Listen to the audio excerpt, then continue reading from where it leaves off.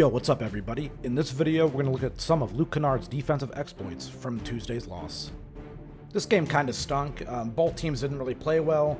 Only thing I took out of it was Kennard's defense here. He slips through a screen, comes out the other side to meet the ball handler up top above the arc, and he's then going to get in a position to ice any potential screen that comes from the middle of the floor. But then he also gets back in position to deter a pass into the mid-post or anything like that. The ball eventually works itself around into a mid-range jumper at the nail that Kawhi ends up contesting. Luke Kennard had a solid defensive night.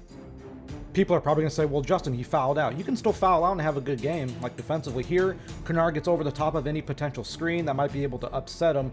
And then he's going to do something really interesting. He ends up pointing to Kawhi Leonard to switch. Like, hey, man, we need to switch this action. We don't want to get beat on this back door. They don't get beat on the back door because of Kennard. And eventually we're going to see a shot by Kennard that comes off the rim that Kennard gets to the rebound before anybody else. He's been really good rebounding lately. If Luke Kennard's arms were a little bit longer, it'd be incredible to watch him defensively. First screen here, they switch. Clippers switch a lot, as you know. Next screen is going to end up happening right about here. Kennard is once again going to switch. He gets locked up onto Mo Bamba, and Bamba tries to go down to the post, but watch what Kennard does. He fronts him. He kind of just tries to upset his timing, and it does work to where they roll into another screen that Kennard is going to switch out onto Terrence Ross, the ball handler. As Ross comes down, he's going to try to rise up and elevate from a long mid-range position.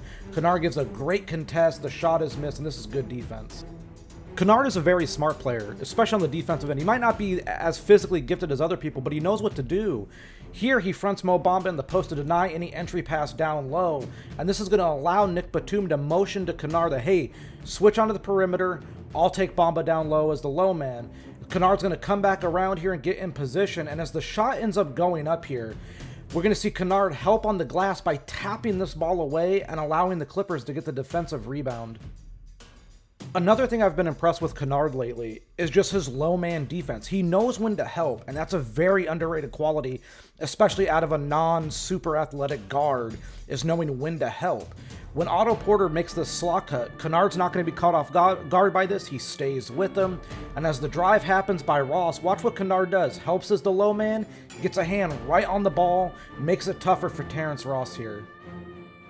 The Clippers switch this action early on. They like to switch. It's easier for them, especially when you're down personnel.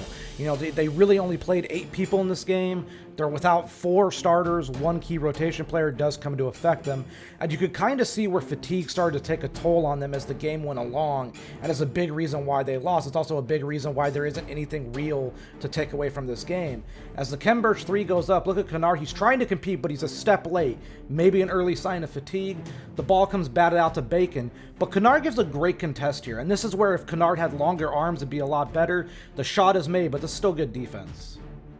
And here's another play where fatigue took a little bit of a toll. As we're going to see, Kennard gets kind of blown by here by Hampton. Hampton's going to get by him. Patrick Patterson's going to rotate over with great help side contest as the low man.